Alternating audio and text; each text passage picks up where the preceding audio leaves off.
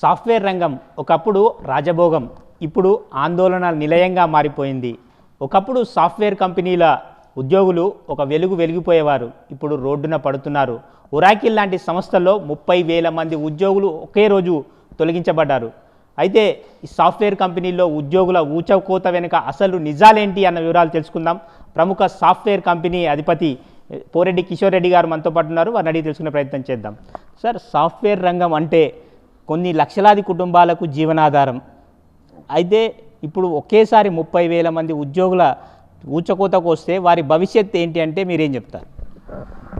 ముందుగా ఇప్పుడు సాఫ్ట్వేర్ రంగంలోనే మొన్నటి వరకు మీరు అన్నట్లుగా ప్రతి సంవత్సరం కూడా టీసీఎస్, విప్రో, ఇన్ఫోసిస్, ఆరకిల్ అయినా ఇట్లాంటి పెద్ద పెద్ద కంపెనీస్ అన్నీ కూడా, కాగ్నిజెంట్, ఇట్లాంటివన్నీ కూడా ఈ సంవత్సరం ఫ్రెషర్స్ని ఇన్ని వేల మంది, 10,000ల్లో హైర్ చేసేవారు. మీకు తెలుసు, ఇప్పుడు ఆ కంపెనీలు అన్నిట్లలో కూడా ఇప్పుడు 6-7 లక్షల మంది ఒక్కొక్క కంపెనీలో అన్నట్లుగా సాఫ్ట్వేర్ ఇంజనీర్లు ఉద్యోగాలు చేస్తున్నారు. అయితే గత 20-25 సంవత్సరాలు కూడా సాఫ్ట్వేర్ అనేది మన తెలంగాణ, ఎస్పెషల్లీ అప్పటి ఉమ్మడి ఆంధ్రప్రదేశ్ అనండి, ఈరోజు మన తెలంగాణ అనండి, తెలంగాణ అంటే హైదరాబాదు, బెంగళూరు, పూణే ఇట్లాంటి కొన్ని సిటీస్లో అండ్ ఆయా రాష్ట్రాలకి ఇది ఉద్యోగ కల్పనలో నెంబర్ 1గా నిలిచింది. అట్లాగే డైరెక్ట్గా ఉద్యోగాలే కాకుండా వారి మీద ఆధారపడి ఇతర ఉద్యోగాలు, ఏ హోటల్లే కావచ్చు, రెస్టారెంట్లే కావచ్చు, క్యాబ్ డ్రైవర్లే కావచ్చు, ఎన్నో రకాలుగా కొన్ని 10 లక్షల మందికి ఉపాధి కల్పించింది సాఫ్ట్వేర్ రంగం. అయితే ఒకప్పుడు ముందు సాఫ్ట్వేర్ లేకముందు, కంప్యూటర్స్ లేకముందు మాన్యువల్గా చేసే పనులు ఎట్లాగైతే సాఫ్ట్వేర్ వచ్చి నలుగురు మాన్యువల్గా చేసే పనిని ఒక్క కంప్యూటర్తో, ఒక కంప్యూటర్ ఆపరేటర్ ఎట్లాగైతే చేయగలిగాడో, ఇప్పుడు సాఫ్ట్వేర్ ఇంజనీర్లు చేసే పనికి కూడా, అంటే అప్పుడేమో మాన్యువల్గా చేసే వాటికి, ఇప్పుడేమో మేధస్సుతో చేసే పనులకు కూడా ఈ సాఫ్ట్వేర్ అనేదే ఆర్టిఫిషియల్ ఇంటెలిజెన్స్ ద్వారా, ఇప్పుడు ఏదైతే ఆర్టిఫిషియల్ ఏఐ అంటూ ఉంటామో, ఆ ఏఐ ఏ స్థాయికి చేరుకుందంటే సాఫ్ట్వేర్ ఇంజనీర్లు చేసే పనిని కూడా ఆటోమేట్ చేయగలిగే స్థాయికి చేరింది. అయితే ఇప్పుడు మనం ఎర్లీ స్టేజెస్లో ఉన్నాము. ఇండియాలో కొంచెం ఈవెన్ ఇంకొంచెం ఎర్లీ స్టేజెస్లో ఉన్న, అమెరికా కాస్త అడ్వాన్స్డ్ చేయబట్టి ఎప్పుడు జరిగినా కానీ ఆ సిలికాన్ వ్యాలీ అంటుంటాం కదా, అక్కడ మోస్ట్ ఆఫ్ దీస్ అడ్వాన్సెస్ జరుగుతుంటాయి కాబట్టి అక్కడ ఇంపాక్ట్ ప్రప్రథమంగా కనిపిస్తోంది. ఇప్పుడు మొన్ననే జాక్ డార్సీ, అంతకుముందు CEO ఆఫ్ ట్విట్టర్, ఆయన ఇప్పుడు బ్లాక్స్ అని ఇంకో కంపెనీలో ఉన్నారు. 10,000 మంది ఉద్యోగస్తులు ఉంటే అందులో 4,000 మందిని ఒకటే రోజు లే ఆఫ్ చేశారు. ట్వీట్ కూడా పెట్టారు, ఆయన చాలా లెంతీగా రాశారు. అందులో రాస్తూ ఏమంటున్నారంటే, ఈరోజు మన కంపెనీ పరిస్థితి దినదినాభివృద్ధిగా ఉంది, లాభాలు కూడా విపరీతంగా పెరుగుతున్నాయి, అయినా కానీ 40% పైగా ఉద్యోగులని ఈరోజు మేము లే ఆఫ్ చేయవలసి వస్తుంది. మీ అందరికీ కూడా 6-7 నెలలు శాలరీలు ఇస్తాము, మెడికల్ ఇన్సూరెన్స్ ఇస్తాము, ఇవన్నీ ఉన్నాయి, అంటే చాలా లిబరల్గా ఇచ్చారు.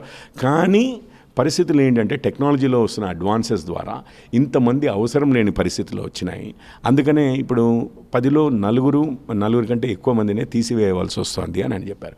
ఈరోజు మీరు ఆరకిల్ గురించి మాట్లాడారు. అట్లాగే ఎన్నో ప్లేసెస్లో ఇప్పుడు తేలుతున్నది ఏంటి అంటే, ఏఐ ద్వారా, అంతకుముందు కంప్యూటరైజేషన్ ఎట్లాగైతే నలుగురు చేసే పని ఒకరు అన్నామో, ఇప్పుడు మేధస్సు ద్వారా చేసే పనులు, అది సాఫ్ట్వేర్ ఇంజనీరింగే కావచ్చు, లేకపోతే అకౌంటింగే కావచ్చు, లీగలే కావచ్చు, డాక్టర్సే కావచ్చు, అంటే పారామెడికల్, పారాలీగల్ అంటుంటారు, ఇట్లాంటి ఉద్యోగాలు. ట్రాన్స్క్రిప్షన్ అయితే పూర్తిగా వాష్అవుట్ అన్న టైప్లో అయిపోయిందండి. ట్రాన్స్లేషన్ ఆటోమేటిక్ అయిపోయాయి, ఇవన్నీ అసలు ఆ ఉద్యోగాలు లేకుండా పోతున్నాయి. సో ఈ ఏఐలో అడ్వాన్సెస్ ఏం చేస్తున్నాయంటే, ఎన్నో పనులు తక్కువ మందితో కానీ అసలు మనుషులే అవసరం లేకుండా కానీ చేయగలిగే పరిస్థితికి వచ్చింది. ఆ కృత్రిమ మేధస్సు మన మేధస్సుతో కంపీట్ చేస్తుంది కొన్ని ఏరియాస్లో. ఇప్పుడు సరే, దీనివల్ల కాకపోతే ఒక కాషనరీ టేల్ అంటారు, ఒక విధంగా మనం ఎమ్మటే కంక్లూజన్స్కి జంప్ అవ్వకుండా, ఒకప్పుడు కంప్యూటర్స్ వచ్చినప్పుడు చాలామంది వ్యతిరేకించారు, వస్తే నలుగురు పని ఒకటే చేసేస్తుందని. కానీ ఆ కంప్యూటర్స్ వల్లే అసలు మనకి సాఫ్ట్వేర్ ఇండస్ట్రీ అంతా వచ్చింది, ఐటీ ఇండస్ట్రీ అంతా వచ్చింది, 10 లక్షల మందిలో ఉద్యోగాలు వచ్చాయి. భారతదేశంలో ఎంతోమంది ధనవంతులు అయ్యారు, అసలు నిజంగానే విదేశాలకు వెళ్ళారు, ధనవంతులు అయ్యారు. మన రియల్ ఎస్టేట్ ఇండస్ట్రీ, హైదరాబాద్లో రియల్ ఎస్టేట్ అంత గణనీయంగా పెరిగిందంటే దాని అంతటికీ మూలము ఈ కంప్యూటర్స్ ద్వారానే కదా వచ్చింది. అట్లాగే ఏఐ కూడా ఈరోజు సాధ్యం కానివి ఎన్నో పనులను రేపు సుసాధ్యం చేయగలుగుతుంది. చాలా తక్కువ ఖర్చుతో, చాలా తక్కువ మంది ఉద్యోగులతో కూడా చేయగలుగుతుంది. ఇప్పుడు చేస్తున్న వాటికన్నా 10 రెట్లు ఎక్కువ చేయగలుగుతాం. కాకపోతే ఒక గ్యాప్ ఉంటుంది. ఈరోజు మనము మాన్యువల్గా చేస్తున్న పనికి కంప్యూటర్ తెచ్చినప్పుడు ఒక్కడు చేస్తాడు కదా, మాన్యువల్గా చేసే వాళ్ళు 30 మంది ఉన్నారు, కానీ ఇక్కడ నలుగురే అవసరం. అందులో మిగిలిన 26 మందో 25 మందో ఏదైతే ఉన్నారో వాళ్ళు ఒకటే రోజు సడన్గా కంప్యూటర్ ఆపరేటర్స్ అవ్వలేకపోయారు. ట్రైనింగ్ అవుతుంది, ఆ ఉద్యోగాలు కూడా ఎక్కువ ఓపెన్ అవ్వాలి, ఎకానమీ గ్రో అవ్వాలి, అయినప్పుడే మనకు అవకాశాలు పెరుగుతాయి. అట్లాగే ఈ ఏఐ ద్వారా కూడా ఈ ఎన్నో అవకాశాలు వచ్చేది ఉంది, కానీ దానికి కొంత సమయం పడుతుంది. ఈ సమయంలో మాత్రము ఇటువైపు ఒకవైపు ఏమో ఉద్యోగాలది గ్యారంటీ లేకపోవడం అనే టెన్షన్ ఒకటి, ఇంకొక వైపు ఏమో ఇమీడియట్గా ఆల్టర్నేటివ్ అంటే దొరకని పరిస్థితి ఏర్పడే ప్రమాదం అయితే ఉంది. అది మనం చూస్తున్నాము, అమెరికాలో చూస్తున్నాము. ఇక్కడికి కూడా వస్తుందేమో అని చెప్పి మీరు ఒక్కసారి మీరు ఏది గూగుల్ ఫైనాన్సో యాహూ ఫైనాన్స్కో వెళ్ళి ఆర్ మనీ కంట్రోల్ ఇట్లాంటి వాటికి వెళ్ళి ఫిబ్రవరి 1 తారీఖుకి ఫిబ్రవరి 28వ తారీఖు మధ్యలో ఇన్ఫోసిస్ కానివ్వండి, విప్రో కానివ్వండి, టీసీఎస్ కానివ్వండి, పర్సిస్టెంట్ కానివ్వండి, కోఫోర్జ్ కానివ్వండి, ఇట్లాంటివి ఎన్నో సాఫ్ట్వేర్ ఐటీ కంపెనీస్ ఉన్నాయి కదా, మహీంద్రా ఉంది కదా, టెక్ మహీంద్రా, ఇట్లాంటివన్నీ కూడా దాదాపు 15-20% వరకు ఆ కంపెనీ యొక్క విలువ స్టాక్ మార్కెట్లో ఆ కంపెనీ విలువ తగ్గడం ఒక్క నెలలోనే. మీకు ఒకే రోజు ఇది క్లాడ్ అని ఒక ఇది ఉంది కంపెనీ, ఆ ప్రోడక్ట్ వాళ్ళు రిలీజ్ చేసింది ఈ కోబాల్ ప్లాట్ఫామ్స్ ఒకప్పుడు మెయిన్ ఫ్రేమ్స్లో ఉండేవి చూసారా, వాటిని కూడా ఆటోమేటిక్గా అసలు కొత్త లేటెస్ట్ వాటిలోకి ఇది చేయగలుగుతుంది ఈ ఏఐ అని చెప్తే ఒకటే రోజు ఐబిఎంది కూడా 13% పడిపోయిందండి స్టాక్ మార్కెట్. అంటే ఆ థ్రెట్ని ప్రపంచం మొత్తం గమనిస్తోంది, ఏదో మార్పు రాబోతోంది అని అందరూ ఎక్నాలెడ్జ్ చేస్తున్నారు. అండ్ అవి కొంచెం ఇనీషియల్గా ఫస్ట్ కనిపించేది అయితే లే ఆఫ్స్లో కనిపిస్తుంది. కాకపోతే ఒక విప్లవం రాబోతుంది, అవకాశాలు కూడా విపరీతంగా పెరగనున్నాయి. కాకపోతే ఈ మధ్య దశలో ఏదైతుందో చాలా కఠినమైన పరిస్థితులు కొందరికి, చాలామందికి కూడా కఠినమైన పరిస్థితులు, చాలా కంపెనీలకు కూడా కఠినమైన పరిస్థితులు ఎదుర్కోవాల్సిన అవసరం వచ్చేటట్లుంది. అయితే మనం ఏం చేయగలము అనేది, అంటే అతిగా ఉద్యోగాలను రిక్రూట్ చేయడం అన్నది మేనేజ్మెంట్ వైఫల్యం కాదా? ఒక్క విషయం, ఇప్పుడు మనం ఏం చేయగలము అన్నదానికి అది చెప్పబోదాం అనుకున్నాను. మీరు అడిగిన ప్రశ్న బాగుంది. అయితే ఇప్పుడు అతిగా ఉద్యోగాలను హైర్ చేయడం కాదు జరిగింది ఇక్కడ. ఇప్పుడు ఏమైంది అని అంటే, ఇప్పుడు మన వరి ఇవే ఉంటాయి, పొలాలే ఉంటాయి. అంతకుముందు కూలీలు వచ్చేవారు, ఏది కటింగ్ సీజన్లో హార్వెస్టింగ్కి 40 మంది 50 మంది వచ్చి ఒక ఊర్లో వచ్చి ఉండి, పాకల్లో ఉండి ఒక నెల రోజులు పని చేసుకుని ఒక 4-5 పొలాలు కోతలు కోసి వెళ్ళేవారు. ఇప్పుడు ఏమైంది, హార్వెస్టర్ వచ్చేసరికి అది 1 గంటలో 1 ఎకరము ఒక డ్రైవర్ హార్వెస్టర్ మెషిన్తో అయిపోయింది. అయితే అంతకుముందు ఆ 40 మందిని మనము ఉట్టిగానే పెట్టుకున్నామా, అదేమన్నా మన అదంతా ఏం లేదు. ఈరోజు టెక్నాలజీ వచ్చింది. టెక్నాలజీ కొన్ని పనులు మనం చేసే వాటిని, 4 మనుషులు అవసరం ఉన్న వాటిని ఒక మనిషితోటే చేయగలిగే శక్తి ఇస్తోంది మీకు టెక్నాలజీ. దానివల్ల ఏమవుతుంది అని అంటే అంతమంది అవసరం లేని పరిస్థితి, అది అక్కడనే కాదు, అమెరికాలోనే కాదు, ఇక్కడే కాదు, ఎక్కడైనా కానీ అవసరం లేని పరిస్థితి ఏర్పడింది ఇప్పుడు. సో అందువల్ల ఈ కోతలు ఏర్పడుతున్నాయి. కానీ మీకు అదేదో వారు అంటే ఒకటేసారి మీరు చూడండి, ప్రపంచంలో ఉన్న అన్ని కంపెనీలు కూడా తప్పు అంచనాలు వేసి ముందు ఎక్కువ మందిని హైర్ చేసి, అన్ని కంపెనీలు అనుకోలేము, ఏదో 1-2 కంపెనీలు అట్లా చేసాయి మునిగిపోయాయంటే ఒక అర్థం ఉంటుంది. కానీ ప్రపంచం మొత్తంలో ఐబిఎం లాంటివి, మన ఇన్ఫోసిస్ లాంటివి అన్నీ కూడా అట్లాంటి పరిస్థితులు ఎదుర్కొంటున్నాయి. వాళ్ళ స్టాక్ మార్కెట్లో వాళ్ళ వాల్యూ పడిపోతుంది అని అంటే ఈ టెక్నాలజీ వల్ల వచ్చిన మార్పు అండి, ఇది మనుషుల డెసిషన్స్ వల్ల వచ్చిన మార్పు కాదు. భవిష్యత్తులో సాఫ్ట్వేర్ రంగాన్ని యువత నమ్ముకోవద్దని చెప్తారా? అయితే ఇప్పుడు అదే అంటాను, సాఫ్ట్వేర్ అంటే ఒకప్పుడు, ఇప్పుడు భవిష్యత్తులో కంప్యూటర్లు లేకుండా ఏదైనా అవుతుంది అని చెప్పి మీరు నమ్ముతున్నారా? లేకపోతే ఇప్పటికన్నా ఇంకా ఎక్కువ కంప్యూటర్ల మీద ఆధారపడతామని అనుకుంటున్నారా మీరు? ఈరోజు కంప్యూటర్ల మీద మనం ఆధారపడి ఉన్నాము, స్మార్ట్ ఫోన్స్ మీద ఆధారపడి ఉన్నాము, మనం ఇంటర్నెట్ మీద ఆధారపడి ఉన్నాము, ఎన్నో విషయాలకి. అవునా? దానికన్నా ఎక్కువ ఆధారపడతామంటారా? భవిష్యత్తులో తక్కువ ఆధారపడతామంటారా? ఎక్కువే ఆధారపడతాం కదా. సో కాకపోతే మీరు చేసే పని మారుతుంది. అంతకుముందు మనం ఏం చేసాము, కోడింగ్ లాంగ్వేజెస్ నేర్చుకునే వాళ్ళం, కోడింగ్ చేసేవాళ్ళం. ఎవరో మనకు ఈ సాఫ్ట్వేర్ ఏం చేయాలనేది ఇంగ్లీష్లో చెప్తే దాన్ని ఏ జావాలోనో పైథాన్లోనో కోడింగ్ చేసేవాళ్ళం. ఈరోజు కూడా అట్లాగే జరుగుతుంది. కాకపోతే ఇప్పుడు వస్తున్న కొత్త ఏం చేస్తుందంటే, మీరు ఇంగ్లీష్లో చెప్తే ఒక కోడర్ దాన్ని ప్రోగ్రామింగ్ లాంగ్వేజ్లో ఇంకొక లాంగ్వేజ్లోకి మారుస్తున్నాడు, తర్జమా చేస్తున్నాడు కదా, అది ఏఐనే చేసేస్తోంది. సో డైరెక్ట్గా ఇంగ్లీష్ టు సాఫ్ట్వేర్ అయిపోయింది, English to Java to software అవ్వట్లా, ఇంగ్లీష్ నుంచి డైరెక్ట్గా సాఫ్ట్వేర్ అన్నట్టు. అయితే మీకు ఈ స్కిల్స్ అవసరం లేదా? కంప్యూటర్లతో మనం ఎక్కువ చేస్తామంటున్నాం, ఈ రోజుకు ఉన్న దానికన్నా ఇంకా 100 రెట్లు ఎక్కువ చేస్తాం కంప్యూటర్లతోటే మన పనంతా. అయితే దాంట్లో స్కిల్డ్ పీపుల్ కావాలి, కానీ ఆ స్కిల్స్ వేరే ఉంటాయి. ఈరోజు మీరు ఏఐ నేర్చుకోవడము, మీరు చేస్తున్న కోడింగ్లోనే, మీరు చేస్తున్న డెవలప్మెంట్లోనే, టెస్టింగ్లోనే, డిప్లాయ్మెంట్స్లోనే, ఆపరేషన్స్లోనే ఏదైతే మీరు చేస్తున్నారో దాంట్లో ఎంతవరకు ఏఐ ద్వారా మీరు ఏ స్కిల్స్తో ఈ పనులని సులభతరంగా ఫాస్ట్గా చేయగలుగుతారు అనేది మీరు ఇది చేసుకుంటే, మిమ్మల్ని మీరు అప్గ్రేడ్ చేసుకుంటుంటే మీకు యాక్చువల్లీ ఈరోజు వస్తున్న దానికన్నా చాలా లాభదాయకమైన పొజిషన్స్లోకి మీరు వెళ్తారు. అండ్ శాలరీస్ కూడా అట్లాగే ఉంటాయి. ఎందుకంటే కొంతమందికే ఇస్తున్నాం కాబట్టి వాళ్ళ శాలరీలు విపరీతంగా ఉంటాయి. అయితే ఈ పోటీ ప్రపంచంలో మనం ముందుండాలి అని చెప్పి మనము ఒక సంకల్పం చేసుకుంటే మాత్రము మనల్ని మనం ట్రైన్ చేసుకుంటూ ఉంటే మనకు తప్పనిసరిగా మంచి పరిస్థితులు ఉంటాయి. లేకపోతే మనం వెనకబడ్డాము అని అంటే ఆ సాఫ్ట్వేర్ ఇండస్ట్రీ ఎప్పుడు అట్లాగే అండి, కొత్త కొత్త వస్తూనే ఉంటాయి. మనము ఏదో ట్రెడ్మిల్ మీద పరిగెడుతున్నట్టే ప్రతి సంవత్సరం ప్రతి నెల కొత్త విషయాలు నేర్చుకోవాల్సిందే. ఇప్పుడు ఆ కొత్త విషయాలు నేర్చుకోవాల్సిన అవసరము, నేర్చుకోకపోతే దానివల్ల జరిగే నష్టము రెండు విపరీతంగా పెరిగిపోయాయి. అది తేడా. అంటే సాఫ్ట్వేర్ కంపెనీలో పనిచేస్తున్న ఉద్యోగులకు ట్రైనింగ్ ఇచ్చి కొనసాగించే పరిస్థితి ఉండదంటారా? అయితే మీరు అన్నది కరెక్టే. ఇప్పుడు మనం అన్నాము మాన్యువల్గా మనము ఏదో లెక్కలు రాస్తున్నాము, ఇప్పుడు కంప్యూటర్లో రాస్తున్నాము. ఇప్పుడు కంప్యూటర్లో రాస్తే నలుగురు పని ఒకటే చేస్తుంది. ట్రైనింగ్ ఇస్తేనే ఆ ఒక్కడికైనా ఆ పని చేయగలుగుతాడు. నలుగురికి ట్రైనింగ్ ఇచ్చినా ఒక్కరితో పని అవుతున్నప్పుడు మిగిలిన ముగ్గురిని ఏం చేయాలి అన్నది పరిస్థితి. అయితే ఇంతలోపు నేను చెప్పాను, ఆ మిగిలిన ముగ్గురిని వేరే ప్రోడక్ట్స్, ఇంతవరకు సుసాధ్యం కాని ప్రాజెక్ట్స్ ఎన్నో క్యాచ్ ఆన్ అవుతాయి. కానీ దానికి ఏమవుతుందంటే కొంత టైం పడుతుంది అంతే. అంతేగాని ఇది పూర్తిగా ఇంక అయిపోయిందనేది కాదు, ఇందులో అసలు ఫ్యూచరే లేదనేది కూడా కాదు. మనకు ఈ సంక్షోభానికి తెరపడాలంటే దీనికి పరిష్కార మార్గాలు ఏంటి అంటే మీరేం చెప్తారు?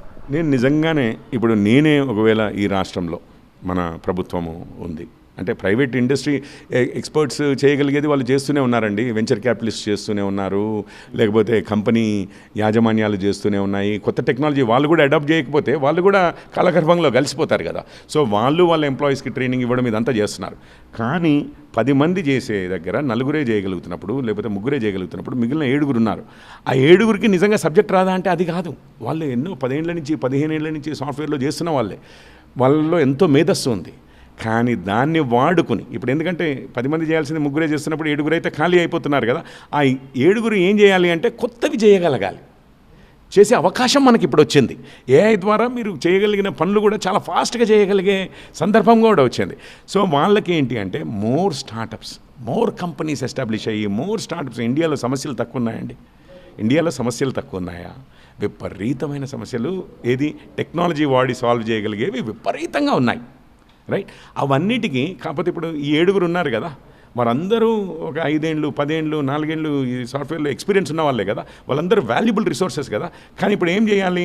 ఇప్పుడున్న పనిలో కాకుండా కొత్త పనిలోకి వాళ్ళు వెళ్ళగలగాలి అని అంటే కొత్త కంపెనీలు స్టార్ట్ అవ్వాలి, కొత్త స్టార్టప్ ఐడియాస్ కావాలి, కొత్త రకమైన ఛాలెంజెస్ని అడ్రస్ చేయగలిగేది రావాలి. సో దానికి ఊతం ఇవ్వడం. అన్ఫార్చునేట్లీ ఏమైందంటే మనకి బెంగళూరులో చూడండి, మనం 100 యూనికార్న్స్ అన్నాం అంటే $1 బిలియన్ విలువ కలిగిన స్టార్టప్ కంపెనీస్ 100 ఉండినాయి. అది 2-3 సంవత్సరాల క్రితం అది మాట్లాడుతున్నాను. హైదరాబాద్లో ఒక్కటి లేదు. స్టార్టప్ ఈకో సిస్టము బెంగళూరులో, నోయిడాలో, పూణేలో ఇట్లాంటి వాటిల్లో విపరీతంగా వెళ్తుంటే మన దగ్గర ఒక అరాకొరగా నడుస్తుంది. ఎందుకనంటే మన దగ్గర మొత్తం రియల్ ఎస్టేట్, అది పొలిటీషియన్సే కానివ్వండి, ఇదే కానివ్వండి, మొత్తం అంతా రియల్ ఎస్టేట్ ఆధారిత రాజకీయాలు, ఆ నాయకత్వం కూడా మొత్తం రియల్ ఎస్టేట్లో మునిగితేలిన వాళ్ళు చేయబట్టి ఈ టెక్నాలజీ అని, ఈ ఇండస్ట్రీస్ అని, వీటికి ప్రోత్సాహకాలని వీటి మీద కాదు. అక్కడ ఏదో ఇండస్ట్రీస్ పెడుతున్నాము, కొత్తగా ఏరియా వస్తుంది అని చెప్పి అక్కడ లేఅవుట్లు వేయడము, నలుగురికి అమ్మి $4 చేసుకోవడము, భూమి విలువలు పెంచడము, వీటి మీదనే మన నాయకత్వం అంతా దృష్టి. అంతకుముందు బీఆర్ఎస్ అయినా ఇప్పుడు కాంగ్రెస్ అయినా కానీ అసలు నిజంగానే మన రాష్ట్రం ఐటీలో ఇంత ఎదిగింది కదా, అక్కడి నుంచి మనం మ్యానుఫ్యాక్చరింగ్లోకో సెమీ కండక్టర్స్లోకో వెళ్దామని ప్రయత్నాలు చేసిన వాళ్ళు కూడా చాలా తక్కువ. అండ్ ఇప్పటి ప్రభుత్వం కూడా నేనేమంటున్నానంటే స్టార్టప్స్కి టెక్నాలజీ, ఇతర టెక్నాలజీ సెక్టర్స్లో ఏవైతే మనము మేక్ ఇన్ ఇండియా అంటున్నామో ఇట్లాంటివి చాలా ఇనిషియేటివ్స్ నడుస్తున్నాయి. వాటిలలో దృష్టి సారించి అవి చాలా ఈజీగా ఏర్పరిచే విధంగా, వాటికి కొంచెం ఊతం ఇచ్చే విధంగా, ఆర్థికంగా కూడా కొన్నిటికి సహాయం ఇచ్చే విధంగా మన యూత్కి, ఎస్పెషల్లీ ఎక్స్పీరియన్స్డ్ యూత్, ఇప్పుడు వాళ్ళందరూ పనికి వస్తారు. ఆ 7 ఉన్నారు చూసారా, ముగ్గురే చేయగలిగే పనిలో నుంచి 7 ఉన్నారు. వారిని ఇంకెన్నో ప్రాజెక్టులలో మనం వాడుకోవచ్చు. కానీ బట్ ఆ ఈకో సిస్టమ్ని తయారు చేయాలి. ఆ ఈకో సిస్టమ్ తయారు చేయడంలో తలమునకలయ్యి ఉండేవాడిని నేను. ఒకవేళ నేనే ఈ రాష్ట్రంలో ఏదన్నా చేయగలిగే పరిస్థితిలో ఆ పొజిషన్స్లో ఉండుంటే మాత్రం ఆ పనిలో తలమునకలయ్యి ఉండేవాడిని. చివరిగా చెప్పండి, మన దేశంలో ఈ ఐటీ కంపెనీలకు కార్మిక చట్టాలు వర్తించవా? ఇప్పుడు కార్మిక చట్టాలు వర్తించవని కాదు, కాకపోతే మీకు ఒక విషయం చూడండి, ఐటీ రంగంలో మన కార్మిక రంగం ఏం చెప్తోందండి, 48 గంటలు ఏమో ఉంటుంది కదా వారానికి. ఐటీ రంగంలో 5 రోజులే, 40 గంటలే. ఐటీ రంగంలో అంతకుముందు కార్మికుల ఫైట్స్ కొన్ని ఉండేవి చిన్న చిన్న విషయాల మీద. శాలరీలు రావట్లేవు అని కానీ ఇట్లాంటివి కానీ ఏ ఇన్ఫోసిస్నో విప్రోనో మీరు అంటున్నారా? అసలు యాక్చువల్లీ నిజం చెప్పాలంటే మన కార్మిక చట్టాల్లో ఉన్న వాటికన్నా ఎన్నో రెట్లుగా మీరు శాలరీలు చూడండి. మినిమం వేజెస్ అని చెప్పి ఫైట్ చేస్తామండి పోయి ఇన్ఫోసిస్లో మినిమం వేజెస్కి 10 రెట్లు వస్తుంటుంది యావరేజ్ శాలరీ కదా. ఇట్లాంటివి ఎన్నో విషయాల్లో చాలా లిబరల్గా వర్కింగ్ ఫ్రమ్ హోమ్ అన్నాము, మెటర్నిటీ లీవ్లు అన్నాము, ఏ విషయంలో అయినా కానీ అడ్వాన్స్డ్గా అసలు హెడ్గా ఉంది అంటే ఐటీ రంగమే అసలు పారదర్శకంగా ఉంది. అంతెందుకు ఆర్టీసీలో కార్మికుల్ని మన రాష్ట్ర ప్రభుత్వం ఎట్లా ట్రీట్ చేస్తుంది, సాఫ్ట్వేర్ కంపెనీలో ఉద్యోగిని ఆ కంపెనీలు ఎట్లా ట్రీట్ చేస్తున్నాయి అనేది ఎట్లా తెలుస్తుంది తెలుసా? మనం ఆర్గ్యూ చేసుకోవాల్సిన అవసరం లేదు. తల్లిదండ్రులు వాళ్ళ పిల్లల్ని ఎక్కడికి పంపించాలనుకుంటున్నారు, ఏ ఉద్యోగాలు అయితే బెటర్ అని అనుకుంటున్నారో దాన్ని బట్టే తెలుస్తుంది ఎట్లా ట్రీట్ చేస్తుంది ఇండస్ట్రీ వాళ్ళ ఎంప్లాయీస్ని. సో మీకు అందుకనే అనిపించవచ్చు ఇది కార్మిక రంగం అవ్వవా, వాళ్ళ దగ్గర అక్కడ స్ట్రైక్లు గీక్లు గొడవలు ఎందుకు కావు అని అంటే, మనం ఉన్న మిగిలిన ఏ ఇండస్ట్రీ తీసుకోండి మన రాష్ట్రంలో, ప్రభుత్వ శాఖల్లో తీసుకోండి, వాళ్ళకన్నా 10 రెట్లుగా అడ్వాన్స్డ్గా మనకు గౌరవమే కానీ ఎక్స్పోజరే కానీ ప్రపంచ దేశాలకు పంపించి మన వాళ్ళని ఎక్స్పోజరే కానీ వసతులే కానీ మీకు లంచ్లు పెట్టి మీకు ఉంటుంది కదా ఆ క్యాబ్లు విపరీతంగా గిరా తిరుగుతూ ఉంటాయి చూడండి రాత్రి టైంలో. ఏది మనకు అప్పుడు కాల్ సెంటర్స్ అవి ఉన్నప్పుడు హైటెక్ సిటీ దగ్గర మీకు ఇంటికి వచ్చి క్యాబుల్లో పిక్ చేసుకుని వెళ్ళే ఏ ప్రభుత్వ సంస్థ ఉందో చెప్పండి? యావరేజ్ ఎంప్లాయీని ఫ్రెషర్స్ని కూడా ఇంటికి వచ్చి తీసుకెళ్లే కంపెనీ ఏదన్నా చెప్పండి, private sector, public sector, government సెక్టరే చెప్పండి, ఏమైనా ఉందా? కానీ ఐటీ రంగం అట్లా చేసింది చేయబట్టి ముందుకు తీసుకెళ్ళింది చేయబట్టి మనకు అనిపిస్తుండొచ్చు ఇవి పట్టవా అని చెప్పి. అంటే ముందుగా ఎలాంటి నోటీసులు ఇవ్వకుండా ఇలాంటి తీసివేయడము, టర్మినేట్ చేయడము, ఇది కార్మిక చట్టాల ఉల్లంఘన కాదా? ఎగ్జాక్ట్లీ అండి. ఇప్పుడు మీరు మన దగ్గర ఇంతమంది ఐఏఎస్ ఆఫీసర్లు ఉన్నారు, ఐపీఎస్ ఆఫీసర్లు ఉన్నారు, ఎవరైనా రిజైన్ చేసి వెళ్ళడం చూసారా? నాకు వేరే ఉద్యోగం బెటర్ది వచ్చింది, నేను వేరే దాంట్లోకి పోతానని. కానీ ఎట్లాగైతే వీళ్ళు వదలరో అట్లాగే ప్రభుత్వం వీళ్ళని తీసేయాలన్నా అంతే కష్టంగా ఉంటుంది. కాకపోతే మనం ఇప్పుడు ప్రపంచంతో పోటీ పడుతున్నాం. ఇదేంటి గ్యారంటీడ్ జాబ్స్ అన్న టైప్లో మనం గవర్నమెంట్ దాంట్లో ఉన్నట్లుగానో లేకపోతే ఈవెన్ ప్రైవేట్ సెక్టర్లో ఒక ఉద్యోగం పోతే ఇంకొకటి రాదన్నట్లుగానో మీరు యాక్చువల్లీ మీరు వెళ్ళి చూడండి. ఈ సంవత్సరం మీరు ఇప్పుడు ఆరకిల్ 30,000 మందిని లే ఆఫ్ చేసింది అంటే వారి కంపెనీలో అవసరం లేదనుకుంది, లేకపోతే ఇంకో కంపెనీ అని ప్రపంచం మొత్తంలో. అది మన ఇండియాలోనే లే ఆఫ్స్ చూడండి మీరు మొత్తం ఎన్ని అయ్యాయో. మన ఇండియాలోనే కంపెనీని వదిలిపెట్టి సాఫ్ట్వేర్ ఇంజనీర్లు వేరే కంపెనీలోకి వెళ్ళడం ఉంది చూసారా? కంపెనీని వదిలిపెట్టిన వాళ్ళ లెక్కలు తీయండి, కంపెనీ వదిలేసిన వాళ్ళ లెక్కలు తీయండి. కంపెనీని వదిలిపెట్టి బయటికి వెళ్ళే వాళ్ళ లెక్కలు 10 రెట్లు ఎక్కువ ఉంటాయి. నేను ఇది ఛాలెంజ్ చేస్తున్నాను. ఇది రెండు వైపులా, ఇది ఎంప్లాయీస్కి బెనిఫిట్ అవుతుంది చేయబట్టి. ఎందుకంటే ఆ కాంట్రాక్ట్లో ఇరికించేస్తే ఏమవుతుందనంటే, ఇప్పుడు చూడండి అరియర్స్ ఇవ్వట్లేదు మన ప్రభుత్వం, ఇంక్రిమెంట్లు ఇవ్వట్లేదు ప్రభుత్వం, అయినా ఏం చేయగలుగుతున్నారు ప్రభుత్వ అధికారులు? ఏం చేయలేకపోతున్నారు పాపం. శాలరీలు కాంట్రాక్ట్ ఉద్యోగస్తులకైతే శాలరీలు ఇవ్వలేకపోయినా కానీ ఏం చేయలేకపోతున్నారు ప్రభుత్వ ఉద్యోగం వదులుకోలేక. అదే సాఫ్ట్వేర్లో చూడండి ఎంత ఫ్రీడమ్ ఉంది, వాళ్ళు ఒక జాబ్ నుంచి ఇంకో జాబ్కి మారడము ఎంత ఫ్రీక్వెంట్గా జరుగుతూ ఉంటుంది. వాళ్ళకు ఆ ఫ్రీడమ్ ఇవ్వాలి అని అంటే మీరు వదలగలరు కానీ కంపెనీ మిమ్మల్ని లే ఆఫ్ చేయలేదు అనేది ఉండదు కదా. ఏదైనా రెసిప్రోకల్ ఉంటుంది. చేస్తే ఆ చట్టం తెచ్చామనుకోండి చాలా సాఫ్ట్వేర్ కంపెనీలు కూడా చాలా హ్యాపీ ఉంటాయి. బాండ్లు గీండ్లు అని చెప్పి విన్నారా మీరు? అవి ఎందుకుండేవి? మనం ట్రైనింగ్ ఇస్తాము, అంతా అయిపోయిన తర్వాత సడన్గా అక్కడ ఏదో 30% ఎక్కువ వస్తుందని వెళ్ళిపోతారు, మనం ట్రైన్ చేసింది అంతా డబ్బులు పోతాయని వీళ్ళు భయపడుతూ ఉంటారు సాఫ్ట్వేర్ ఉద్యోగులు. మీరు నిజంగానే ఇలా ఇటు ఎంప్లాయీస్ వదలలేరు, ఇటు కంపెనీలు వాళ్ళని వదిలించుకోలేరు అనే చట్టం తీసుకురండి, హ్యాపీగా ఉండేది సాఫ్ట్వేర్ కంపెనీలే. ఏఐ గురించి భయపడుతున్న యువతకు సంబంధించి మీరు చివరిగా ఏం చెప్తారు? నేను ఇది కొత్తేమీ కాదు మనకి సాఫ్ట్వేర్లో ఉన్న వారికి. మనం కంటిన్యూస్గా అప్గ్రేడ్ అవుతూ ఉండడం అనేది మనము ఎన్ని సంవత్సరాలు మనకి ఎక్స్పీరియన్స్ ఉంటే అన్ని సంవత్సరాలు మనం నేర్చుకున్నది ఒకటే, change is the only constant అని. కాకపోతే ఈరోజు వస్తున్నది ఒక తుఫాను కాదు, ఒక సునామీ లాంటి మార్పు వస్తుంది ఏఐ వల్ల. కానీ ఇది కూడా జస్ట్ మార్పే, స్కేల్ పెద్దది అంతే. సో దీనికి కూడా అంతకుముందు మనం ఏదైతే కొత్త లేటెస్ట్ టెక్నాలజీస్లో అప్గ్రేడ్ అవుతుండే వాళ్ళమో అది అప్గ్రేడ్ అవ్వడము. ఇంకొకటి ఉద్యోగులుగానే ఆలోచించిన అవసరం లేదు. ఈ కొత్తగా వస్తున్న టూల్స్ ఏం చేస్తున్నాయంటే, ఒకప్పుడు మొబైల్ యాప్స్ వచ్చినప్పుడు అంతకుముందు అప్లికేషన్ చేయాలంటే ఒక 20 మంది ఇంజనీర్లు, 30 మంది ఇంజనీర్లు, 10 మంది ఇంజనీర్లు ఇట్లా కావాల్సి ఉండేది. మొబైల్ యాప్స్ వచ్చిన తర్వాత ఒకరిద్దరు కలిసి మొబైల్ యాప్స్ తయారు చేయగలిగే పరిస్థితి వచ్చింది. డెమోక్రటైజేషన్ అంటారు.